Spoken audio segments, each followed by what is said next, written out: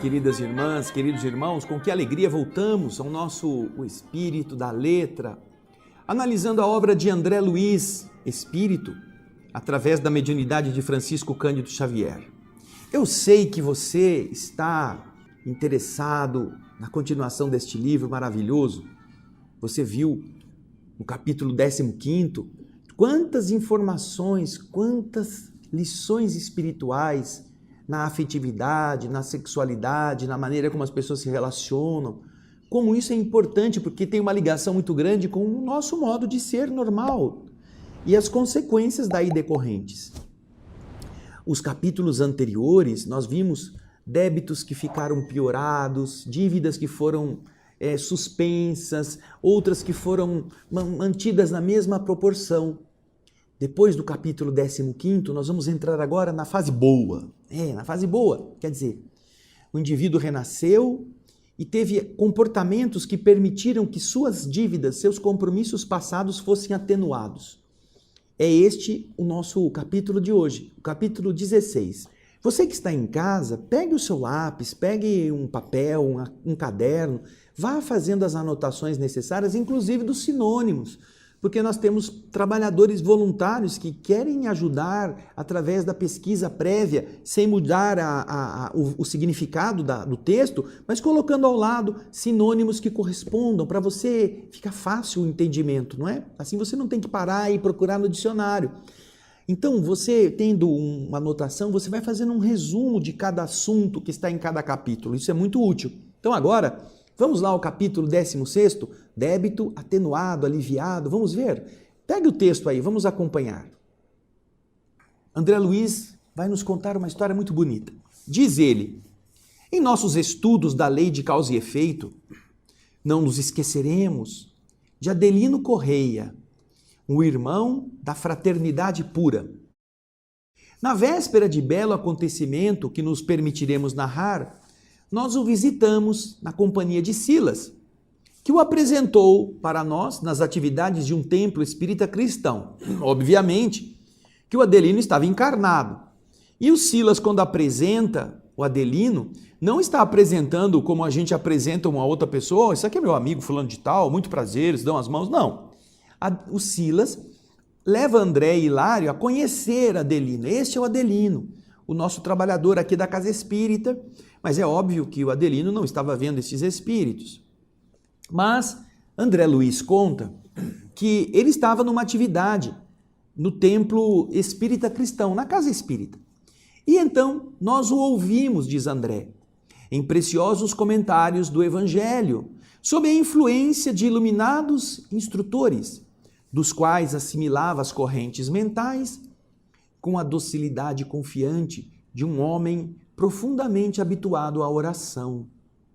Falara com maestria, arrancando-nos lágrimas pela emotividade com que ele tocava, ele tangia as nossas fibras mais íntimas. Vestido simplesmente, denotava a condição de um trabalhador em experiências difíceis. Estava passando por uma fase complicada, mas o estágio de prova a que ele parecia envolver-se era mais amplo. Não era só o problema material. Adelino apresentava na pele uma longa faixa de inflamação, um eczema. Certa porção da cabeça, os ouvidos e muitos pontos do rosto apresentavam placas vermelhas, sobre as quais se formavam pequeninas vesículas de sangue, ao passo que as outras regiões da pele apresentavam-se rachadas, trincadas, evidenciando uma doença, uma afecção cutânea que por longo tempo estava durando, largamente cronificada. Fazia tempo que ele sofria isto. Além disso, acanhado e tristonho, ele indicava tormentos ocultos que lhe dominavam a mente. Porém, trazia nos olhos, maravilhosamente lúcidos, a marca da humildade. vários amigos espirituais o assistiam atentos. Doce velhinha desencarnada aproximou-se de nós e, demonstrando gozar da intimidade do orientador de nossas excursões, o Silas, falou com ele de maneira afetuosa.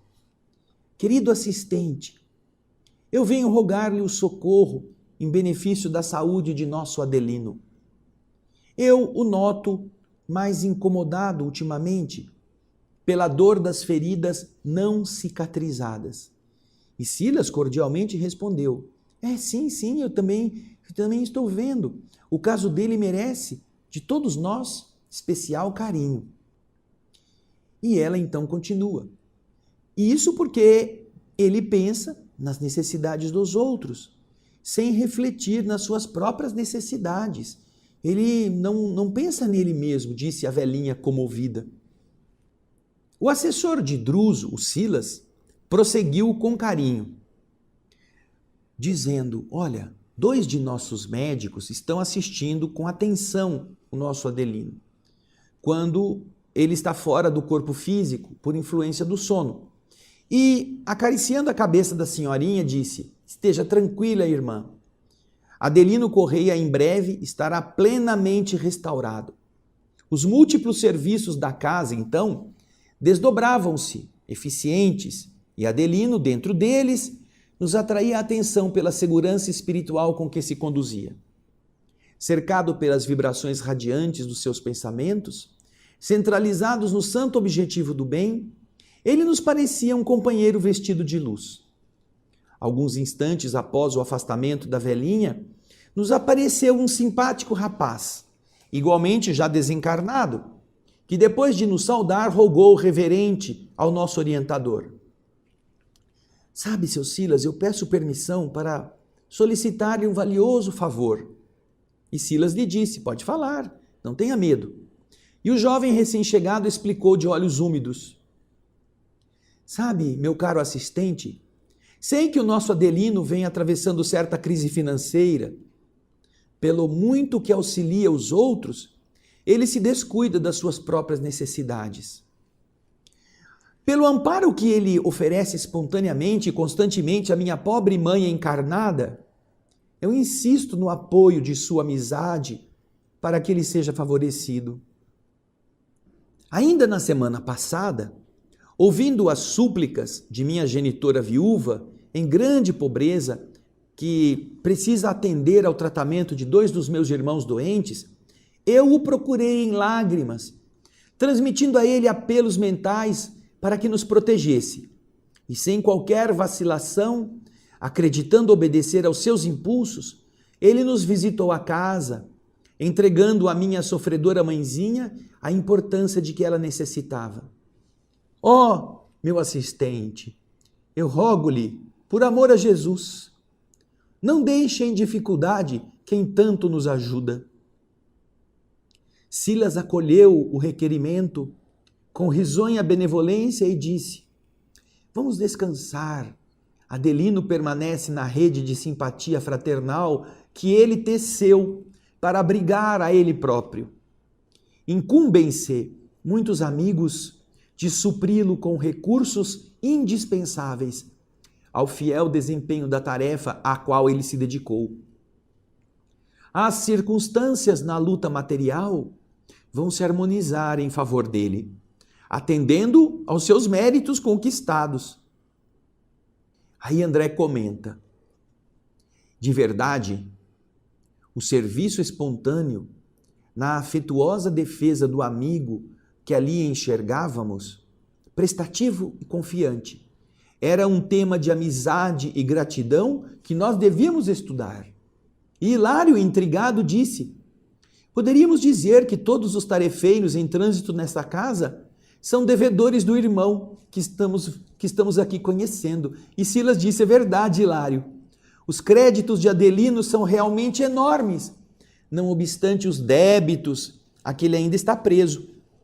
Cultiva, no entanto, a felicidade de tornar substancial a fé e o conhecimento superior que os mensageiros de Jesus lhe confiam em obras de genuíno amor fraternal, que lhe conquistam larga soma de reconhecimento. Logo após, o mentor amigo recomendou-nos aproveitar os minutos em atuação fraternal, ali no Instituto Evangélico Espírita, em que nos abrigávamos, até que pudéssemos tomar contato mais amplo com o Adelino, cuja existência atual se desdobrava sob os cuidados da Mansão Paz, que nos estava patrocinando os estudos. Ele era um dos protegidos da Mansão Paz, que o Silas também tomava conta, junto com Druso.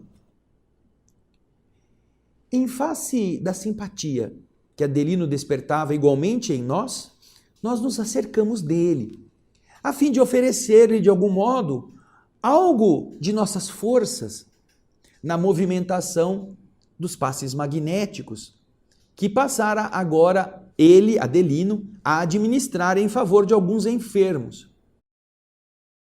Era curioso pensar que nós mesmos, no primeiro encontro casual, nos sentíamos prontos a partilhar-lhe as tarefas, tão somente atraídos por sua irradiante bondade. A abnegação, em toda parte, é sempre uma estrela sublime. Basta mostrar-se para que todos gravitemos em torno da sua luz. Terminado o serviço da noite, Silas e nós, eu, André Luiz e Hilário, nós o acompanhamos de volta ao lar. Na entrada da sua casinha, estava aguardando por ele a mãe, que evidentemente já tinha passado 70 anos.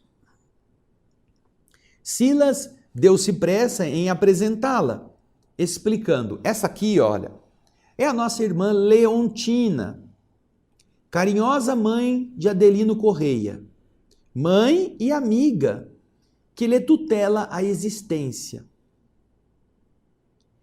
Reparando na avançada madureza do amigo que nos tomava a atenção, Hilário então perguntou: por quê? Porque o Adelino já era senhor, né? Já tinha idade, já estava maduro. E Hilário naturalmente quer saber, mas Adelino não é casado? É a mãe que está aqui, não tem esposa? E o Silas responde: sim, nosso irmão é casado. Adelino é casado, mas a esposa não está. Provavelmente ela teve que procurar outro caminho. Já pensou estar casada com uma pessoa que tem parte do corpo todinho em chama, em chaga viva? Em eczema na pele, no rosto, nos braços. E a outra parte está toda gritada, cheia de brechas, de trincaduras. É preciso coragem, não é? É aquela história, né? Você jura ser fiel na saúde, na doença, na riqueza e na pobreza? Ah, juro, quando estão as fotos, as filmagens, eu juro. Promete? Prometo. Só que quando acontece, aí vem a tragédia, né? Será que você aguenta? Será que você cumpre a promessa? Então, o Silas não entra muito em detalhes, mas nessa primeira abordagem ele diz: ele é casado sim, só que a esposa dele não está aqui. Vamos continuar no texto? A resposta de Silas nos dava a entender que o companheiro atravessava provas perante as quais nos cabia respeitosa discrição.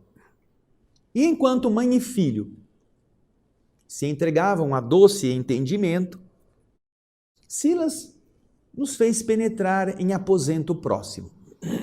Junto à porta de entrada do quarto, estavam alinhados 3 camas, ocupadas por outras tantas criancinhas. Loura menina de seus 9 a 10 anos, presumíveis, ao lado de 2 garotos de escura tez, de pele escura, recordava a nossos olhares a Branca de Neve entre 2 anões. Todos dormiam tranquilamente. Afagando a boneca viva, Silas informou: esta aqui é Marisa, a filhinha de Correia, de quem a mãezinha se distanciou em definitivo há 6 anos. A esposa tinha ido embora há 6 anos. Depois, designando os 2 meninos de tez negra, acrescentou: e estes pequeninos são Mário e Raul, 2 enjeitados, 2 crianças desprezadas que Adelino abraçou como filhos do coração. Hilário e eu, adivinhando as aflições ocultas que, por certo, enxameavam, povoavam na existência do chefe da casa, ficamos calados de propósito, em uma expectativa reverente. Vamos continuar ouvindo o que é, que desgraça mais tem aqui. Percebendo-nos a nossa atitude, não é? Silas passou a falar com mais profundidade, de forma mais longa, aclarando. Disse ele: para exaltar o santificante esforço de um amigo, a fim de estudarmos juntos um processo de dívida aliviada. É por isso que ele vai contar o que está acontecendo com o Adelino. Não é para fazer fofoca, não é para fazer fuxico, não é para contar os podres, não. Estamos analisando o propósito de um amigo que está se santificando nesse esforço. E é com essa finalidade que nós vamos dizer. Então veja como os espíritos têm pudor para falar da vida dos outros. E o está fazendo por quê? Porque os 2 que estão ali estão estudando o processo de causa e efeito. E ali está um processo de débito aliviado que eles vão ter que contar para nós, os leitores. Por isso que Silas vai contar um pouco da história do Adelino. Não é para fazer comentários assim, jocosos, tá vendo? Olha que desgraça que ele fez. Não, é para mostrar as consequências e como ele está administrando isso a seu próprio benefício. Vamos voltar ao texto, vamos lá. Nós então, para estudarmos aquilo que acontece com o amigo, estamos juntos nesse processo de dívida aliviada. E para isso, eu me permito contar a vocês algo em torno do passado recente deste companheiro que estamos agora visitando. Agora empenhado no trabalho do seu próprio resgate. E então, como se ele quisesse centralizar os recursos da própria memória, ele ficou quieto por alguns instantes e, por fim, ele continuou dizendo: em meados do século precedente aqui é o século XIX, porque o livro foi escrito no século XX. Então ele está se referindo. No século XIX, mais ou menos na metade, Adelino era filho bastardo. Adelino era um filho que o pai havia concebido fora do casamento. E o pai era um homem muito rico, que recebeu das mães da genitora escrava quando ele nasceu. Quando Adelino naquela vida nasceu, a mãe escrava, que havia sido engravidada pelo dono da fazenda, morreu. E Adelino foi entregue ao próprio pai.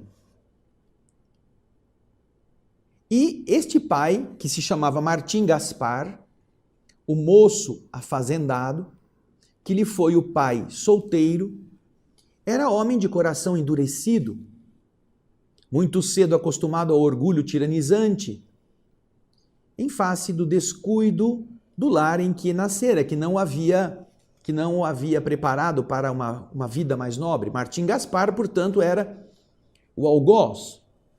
Abusava das donzelas escravas, segundo seus caprichos, e em muitas ocasiões vendeu-as com os próprios filhos recém-nascidos, para que essas crianças chorosas não o atrapalhassem e não viessem todas elas pedir favores em favor dos seus filhos.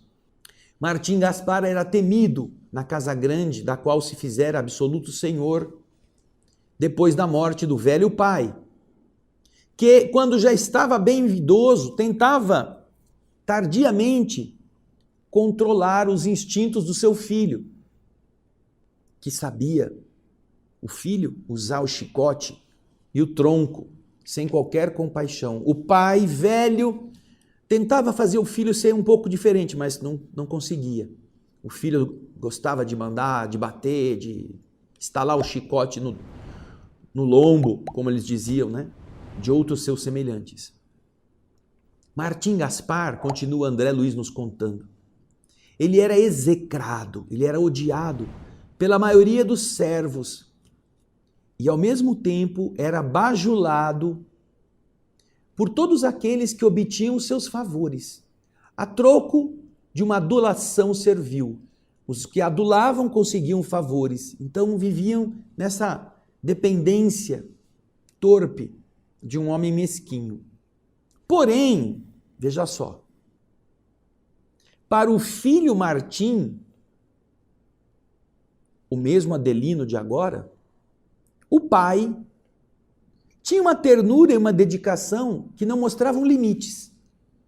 Veja só, Adelino agora, que é o que nós estamos estudando, naquela outra encarnação se chamava Martim e era filho do algoz. E apesar de ser filho fora da união, que o rapaz, o dono da fazenda, não tinha nenhum respeito pelas escravas, engravidou uma escrava e ela morreu no parto e ele ficou com a criança, o pai mostrava uma ternura, uma dedicação ilimitadas. Inexplicavelmente, para ele próprio, o pai amava o filho com desvelado, com manifesto enternecimento, a ponto de providenciar para ele uma educação requintada, esmerada na própria fazenda.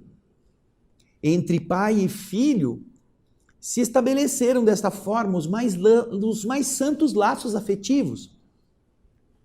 Eram companheiros inseparáveis nos jogos e nos estudos, no serviço e na caça. Foi assim que Gaspar, o pai, não obstante cruel para com os outros filhos da própria carne, ele tinha filhos com várias escravas, para os quais ele era cruel. Quando os punia, quando via eles nas senzalas sofredoras, apesar disso, Gaspar não teve dúvida em legitimar Martim como seu filho perante as autoridades daquele tempo, tornando-o partícipe de seu nome e de sua herança. Pai e filho contavam, respectivamente, 43 o pai e 21 o filho, 21 anos. Olha a diferença. Então, estavam jovens ainda. Quando Gaspar, o pai, embora solteirão amadurecido, resolveu se casar em uma grande metrópole, desposando Maria Emília, uma leviana jovem de 20 anos, que, trazida à grande casa rural, desenvolveu sobre o enteado estranha fascinação. Martim, o filho, extremamente amado pelo pai, Gaspar, atraído agora para os encantos femininos da madrasta, Maria Emília, passou a experimentar torturantes conflitos sentimentais. Ele, que se julgava o melhor amigo de Gaspar, o seu pai, começou a detestá-lo. Não lhe tolerava a posse sobre a mulher que ele desejava, sabendo-se por ela ardentemente querido também, porque Maria Emília, alegando essa ou aquela necessidade, sabia isolar o pai em viagens diversas, nas quais testificava, intensificava a afeição juvenil ao filho. Os dois, então, souberam furtar-se, souberam evitar qualquer desconfiança e totalmente entregues à paixão que os requestava, o jovem Martim, desprevenido, planejou o medonho assassinato do pai, chamado parricídio. Ele queria, então, livrar-se do incômodo de ter o pai como o marido da mulher que ele queria, com quem ele se relacionava já. E aí, nesse parricídio, nesse assassinato do seu pai, ele se envolveu de maneira desventurada. E como é que ele fez? Sabendo que o pai estava acamado em tratamento do fígado doente, chamou para cooperar com ele 2 capatazes de sua inteira confiança. Os capatazes eram Antônio e Lucídio, que igualmente eram carrascos de meninas cativas, de meninas escravas. E certa noite, administrou ao pai uma poção entorpecente com a aprovação de Maria Emília, a madrasta. Tão logo o doente se pôs a dormir, ele, Martim, ajudado pelos 2 cúmplices que odiavam o patrão, espalhou substâncias resinosas sobre o leito paterno, simulando logo após o incêndio, no qual o mísero Gaspar, em horríveis padecimentos, morreu, deixou o corpo físico. Conduzido o pai ao sepulcro e apoderando-se dos seus haveres, ele então finalmente tentou a felicidade ao pé de Maria Emília. Parece a história do Antônio Olímpio, lembra? Parecido. O Antônio Olímpio queria ficar com o dinheiro do pai, matou os 2 irmãos afogados. E o que aconteceu com os irmãos? Lá nos capítulos anteriores. Os irmãos que morreram, mas não morreram, continuavam vivendo. Atacaram agora a esposa. E a esposa se matou no mesmo lago 6 anos depois. Depois aguardaram a desencarnação do Antônio Olímpio e continuaram a persegui-lo. Depois passaram a perseguir Luís, o filho do Antônio Olímpio. Olha agora aqui, ó. Depois de terem se livrado do Gaspar, eles pensaram que iam ser felizes. Porém, veja só o texto. O genitor desencarnado, a inflamar-se em cólera, envolveu o filho em nuvens de fluidos inflamados, contra os quais o infeliz não possuía defesa. Apegando-se ao afeto da companheira, a Maria Emília, Martim procurou anestesiar a consciência e esquecer. Deixou a fazenda, entregue aos cuidados de seus 2 cúmplices, Antônio e Lucídio, os cúmplices do tenebroso delito. E apoiando-se na companhia da mulher, foi para a Europa em busca de repouso e distração. Tudo, porém, em vão.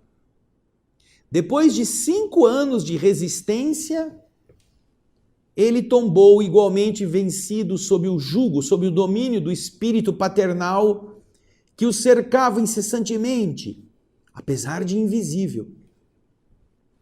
A sua pele se abriu em chaga, como se chamas ocultas o queimassem.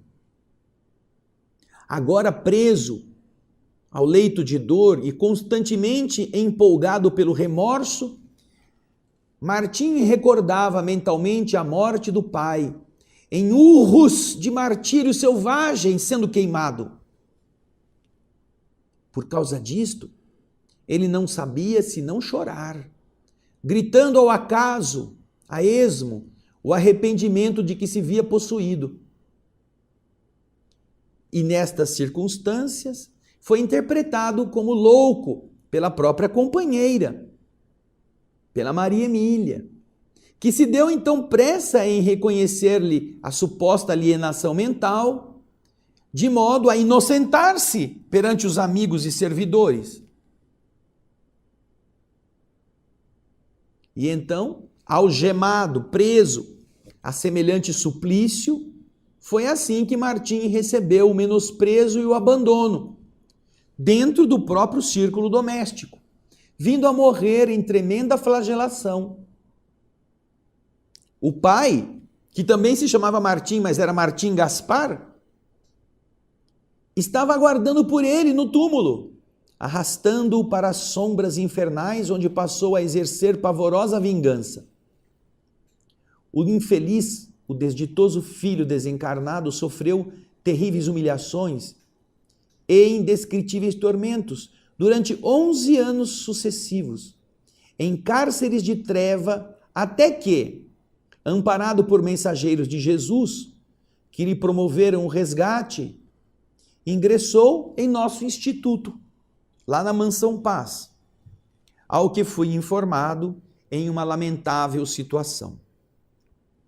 Tendo entrado em sintonia com o pai, sequioso de vingança, através das brechas mentais do remorso e do arrependimento tardio, foi ele hipnotizado por gênios perversos que o fizeram se sentir dominado de chamas torturantes.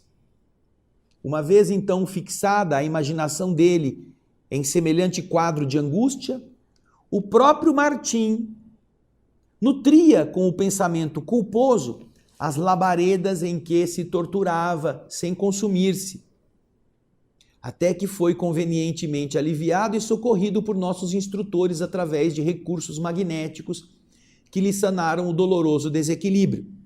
Aí você vai entender a brecha da culpa, o equívoco, o erro.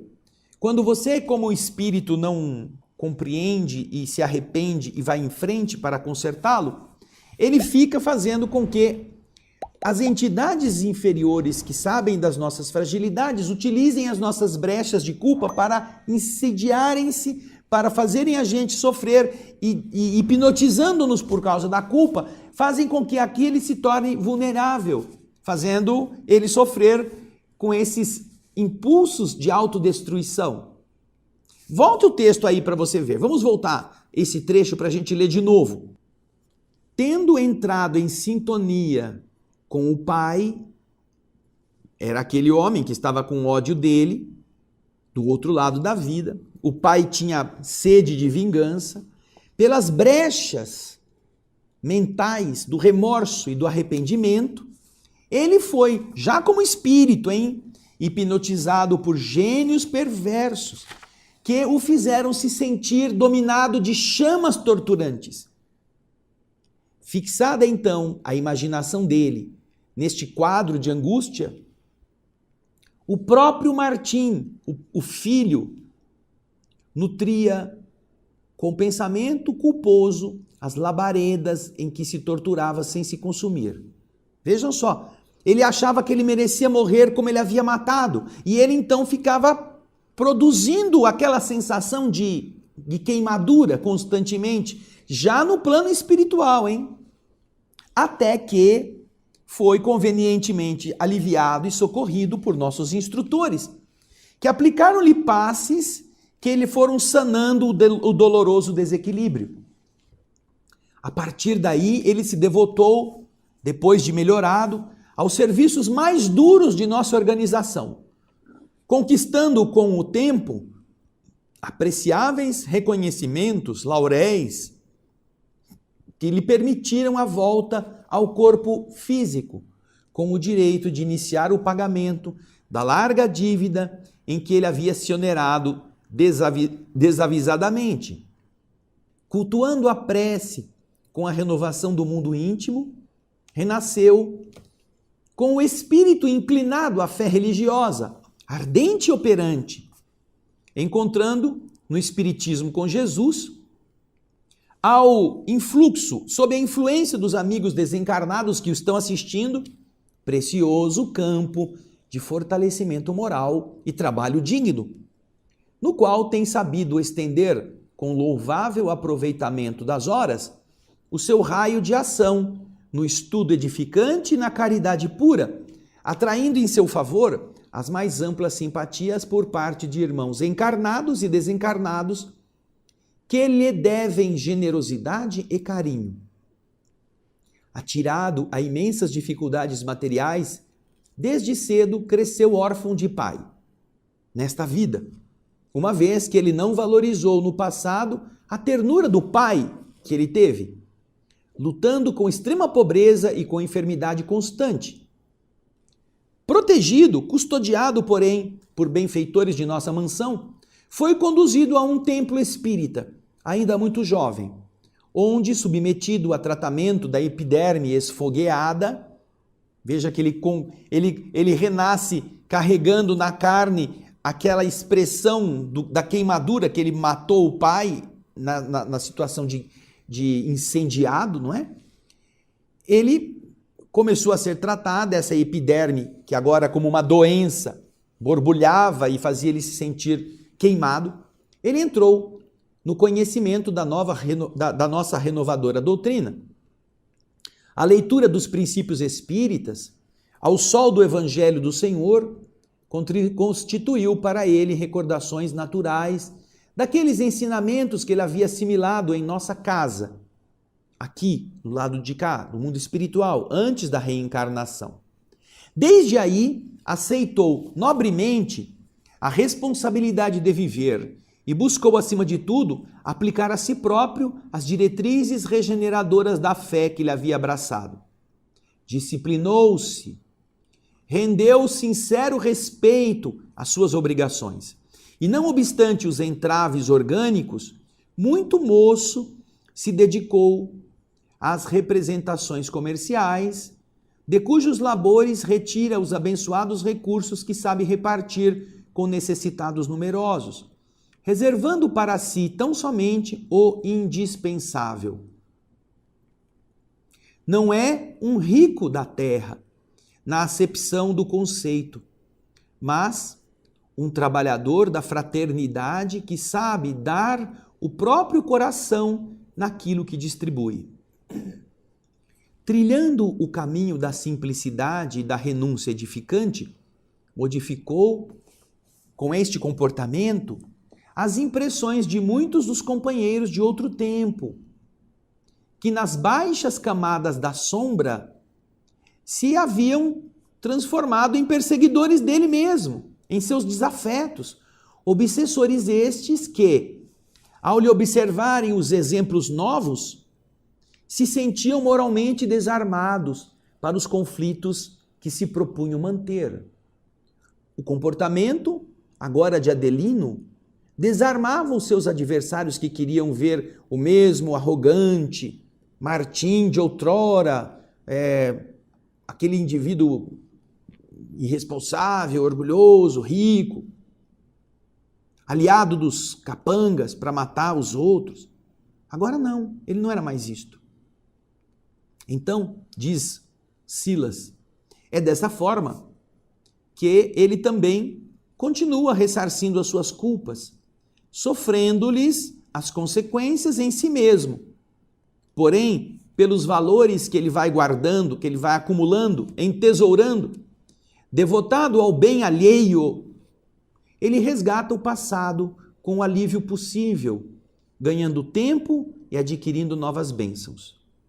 Ajudando aos outros, ele desbasta, ele vai limpando as arestas, ele vai melhorando dia a dia o montante de seus débitos, de vez que a misericórdia do Pai Celestial permite que os nossos credores atenuem o rigor da cobrança, sempre que nos vejam oferecendo ao próximo necessitado aquilo que nós devemos a eles.